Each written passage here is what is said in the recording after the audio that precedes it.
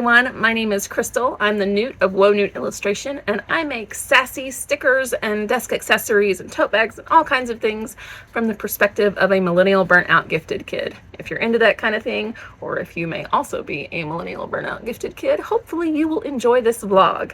We're going to talk about the aftermath, the results, what happened during the Norman Music Festival art market, which was my first ever art market, and I think it went, generally speaking, pretty well. There was a lot of things that I learned, a lot of things I will never do again, and I'm going to walk you guys through that one step at a time. Unfortunately, I didn't film a lot at the Norman Music Fest art market. I really should have. There were lots of opportunities when things slowed down a little bit and gaps between transactions, but to be honest, I barely remember to take these shots of my booth setup once we had conquered the whole wind situation. It was so bad. So in the meantime, I will show off a little bit of prep for the market, getting inventory ready, and depending on time, maybe we'll even do some drawing time lapse just in the background while we talk about numbers. So the big question everyone wants to know after an art market or vending event is basically, was it profitable? Did I make back my table fee, my travel expenses, all of the stuff that got me to this market? And I definitely made back the table fee, which was $50 for this outdoor event. For a 10 by 10 space, I had to provide my own tent, my own table, my own chairs. So it was $50 for that, for a market that lasted from 11 a.m. until midnight was the scheduled time frame. I also covered my hotel for 2 nights in Norman, Oklahoma, and food for myself for the weekend, gas to drive the hour and a half to the event and home again, and compensation for my market booth helper, Danny, who really stepped up and helped me out, and I couldn't have done it without her. So yes, I made back the travel expenses, but that is just a small fraction of what it took to get ready for this, my very first time vending at any kind of market. So because I didn't have a booth set up, because I didn't have an inventory ready for vending at a market, things get a little murky with the numbers. So it was my first outdoor market. I had to buy a tent and tent weights, which those tent weights were garbage. They did me no favors. And I put 20 pounds on each tent leg. So yeah, it's Oklahoma, it's windy, there's a whole song about it. So I should have known better, but yeah, so that was just a waste of, I think it was like $80 worth of tent weights. So I did spend a little bit more to get a tent with sidewalls and UV protection to try to block some of the sun and possibly rain, because leading up to the event, the forecast was it's going to rain that whole weekend. Luckily, the sun was shining the day of, but when I used the tent walls, they basically turned the tent into a kite. So the tent walls had to come down anyway. I do think in more favorable weather conditions, tent walls would be a good idea. It just did me no good this time.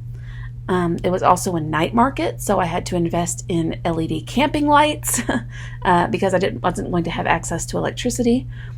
I already had a folding table, an 8-foot table, and I had chairs and tablecloths, but I needed a banner to have some kind of branding for my event, for my space.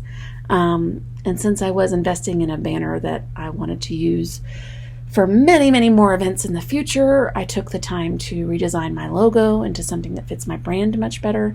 And I talked about that in my previous studio vlog. But because I had a new logo, that also meant new business cards, although those were pretty cheap, to be honest, because I just did like I intended to do staples, but I ended up doing like a FedEx, just quick and dirty basic business cards, and that turned out fine. It served its purpose. I was able to thrift or find at home most of the items that I used to display products, so there was minimal cost involved in that. But yeah, so normally I make my items on demand. Whenever somebody purchases something from my shop, I've got a few blanks on hand, but that's not going to be possible during the Norman Music Festival art market. So I needed to have everything pre-made and ready to go. But I also had to try to guess how much of each item that I might need for this event, which meant I had to invest in a lot of inventory up front. I already had plenty of inventory for my greeting cards and art prints just because of the minimum order quantity for those. But I needed plastic sleeves to package them in so that they would be protected from the elements and fingerprints. I also had a lot of sticker designs that I had been holding off on getting printed, and a few that I needed to restock. So I got those ordered. I had to stock pre-made tote bags, coasters, and mouse pads. And I decided to experiment with sublimated air fresheners as a new product, especially for this market.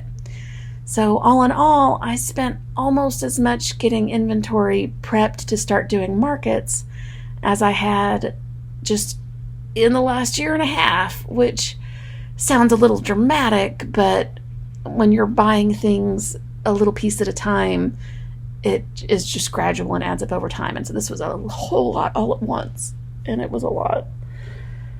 So basically, in terms of what I made at this market, I either covered my day of market travel expenses and hotel and gas and table fee and all of that, or I covered my new inventory, or I covered my market booth supplies with the tent and the weights and the lights and all of that. So yeah, I mean, I still consider this market a success in terms of how much I made, but I am definitely still in the negative. And I know most of the things I purchased will be working off their cost over the next few months or even years, and I still have inventory that I'll be able to use in my Etsy shop or in future markets coming down the line. But I think it's important to have a clear representation of what's involved when you're starting to do art markets, especially for someone who's thinking about doing this locally. I don't want to discourage anyone from doing art markets or artist alleys. I mean, on the contrary, even with some of the wild things that happened during this event, I had the best time. Just talking with customers and with other artists and getting that instant feedback of people saying, "Oh my gosh, this is amazing, I have to have it," or calling their friends over from across the street to come and look at some silly thing that I drew. Oh man, that was the best feeling in the world. I've already started booking more markets and events throughout the rest of the year. I think my next one is going to be July 28th in Stillwater, Oklahoma at the Wanderlust Market. So yeah, I had the best time and very much look forward to doing more markets, although I think ultimately I will not be vending at this particular event again. And here's a little bit more information about that situation. So just some more fast facts about this event. It was the Norman Music Festival Art Market. So the Norman Music Festival is a free 3-day event that has over 50 or 60 musical artists. It's a lot of local bands, a lot of homegrown artists. It's a very wildly popular event. It's been going on since 2008, and it started out as a 1-day event and turned into a 3-day event. I thought the art market was a new addition for this year, but I overheard some other vendors talking about this year compared to last year, so maybe it's been around longer than that. I just couldn't find anything online about it. I will say the art market seemed to be a little bit of an afterthought. The focus was very much on the music festival part of Music Festival. All of the social media, all of the marketing about it was very focused on the bands and the venues and things like that were participating. So the market itself was Saturday only, along with a children's carnival, so it was really kind of a family fun day. And the art market, like I said earlier, was scheduled for 11 a.m. to midnight, so it was It was a 13-hour market. It was so long, which was off-putting already because we had to show up to set up at 8 a.m. So it was a long day. It was such a long day. On the pros side, attendance for the festival was huge. And the way they had the market set up, it seemed to be on like a side street that led to a lot of the parking and the Lyft and Uber drop-off zones. So that seemed to be really helpful. There was also more booth diversity in the art market vendors than I was expecting, just because a lot of their vendor applications and information about the art market seemed very focused on fine art, original canvases, type of artwork. And that's definitely not what I do, so I was already a little bit nervous about applying and vending there anyway. Whenever I got there, there was a couple of original fine artists. There were other fine artists who had prints and some beautiful artwork. There was a fiber artist who was kind of cat-a-corner across the street, who I felt so bad for her because the sun was shining in her face for like an hour and a half just because she happened to be on that side of the street. But she had adorable crocheted plushies and earrings and bookmarks and all kinds of things, and she sold out at like 9 o'clock, so she was done for the day. There was also like jewelry and other like screen printed art and all kinds of cool stuff like that. So there was a lot of diversity in the types of booths, which I thought was very helpful to the market itself. I will say on the cons side, there was a lot going on. The spacing between the booths was huge. Like there was the art market on the side street, and it was so gappy, and there was so much space between the booths, and it felt like people are already having to walk so far to get through the music festival and then get through the art market. Why would you spread the booths out so far from each other? But then whenever I went and walked around a little bit to get food, I went down the main street of the music festival, and that's where the exhibitors were set up. So boutiques and other things like that, they got the same size space for a lot more money. But there would be like 3 on a block, on each side of the block. There were huge gaps. And so I don't know if it was just they didn't get enough vendors to fill their space, or if they were trying to not block off the local shops that were like in the actual buildings, or what was going on. But that just seemed way overboard in terms of how much space was between the booths. There were no badges for vendors. There was nothing to mark a person as a art market vendor or anything like that. It was just kind of a free-for-all, which was wild because, you know, it's an outdoor market. The bathroom situation, one word, nasty. Just nasty. I mentioned a kids carnival earlier. The kids carnival was right behind the art market. Those were the closest porta potties, not supplied with essentials at all. It was terrible. Then there were porta potties managed by the festival that were slightly better supplied, but still farther away. Like they were central to the entire market, central to the entire festival. So they were really inconvenient for the art market, and it was just bad. But the volunteers and the organizers of the festival were like, vendors can come in and use our headquarters bathroom that the volunteers use. Okay, that's awesome. So my helper went with me, like we rotated, and they recognized me as a vendor and let me in, but they weren't going to let my helper go in to use the bathroom, and it was a little bit of a mix-up and a hullabaloo. So badges would have been really helpful for that situation. It was chaotic, and yeah, so communication in general was not the best. There were some miscommunications about market dates. There was miscommunications about setup times. There was miscommunication about tax info and the paperwork needed for that. It was simple stuff that was quickly rectified, but the fact that it happened at all was a little bit frustrating. I mentioned the marketing of the festival earlier, just the whole, it was barely mentioned as an afterthought, so I think a lot of people were surprised to find us there. Yeah, so that was one thing.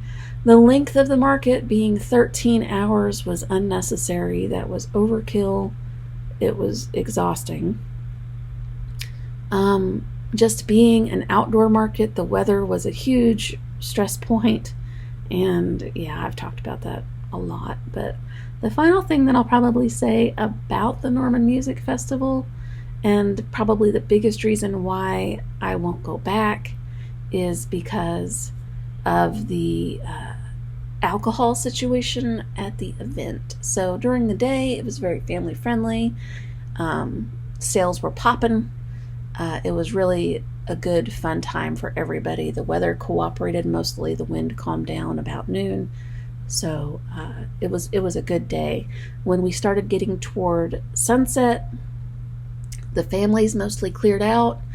The beer gardens and things that had been flowing all day were really on fire by then, and so most of the people coming by the market were inebriated, which wasn't necessarily a bad thing in the first place, but there were multiple semi-violent or violent altercations in the art market near my booth. There was mention of weapons and continued violence against other people. So it was just, yeah, there were 2 fights right in front of my booth. So security was not as present as I would have liked, especially once it got late. And even like down on the main street where the most of the crowds were and all the bands were, there was police lights flashing multiple times. So yeah, I just don't think that market is going to be for me in the future, and we'll see if I change my mind. But just honestly, in general, I think I'm going to avoid outdoor markets, just because the stress from the weather really ate at me all week. It was a nightmare. Okay, so anywho, if you're in the Oklahoma area and would like to come by my booth, I have several events scheduled for the rest of the year. Here is a calendar with everything that's coming up. Hopefully I didn't stretch myself too thin. I'm still getting used to this whole vending thing. So yeah, I think I'll just wrap things up there. If you liked this content, please click the thumbs up and subscribe to get more awesome Newt news in the future. Thanks everyone for listening. Have a great day.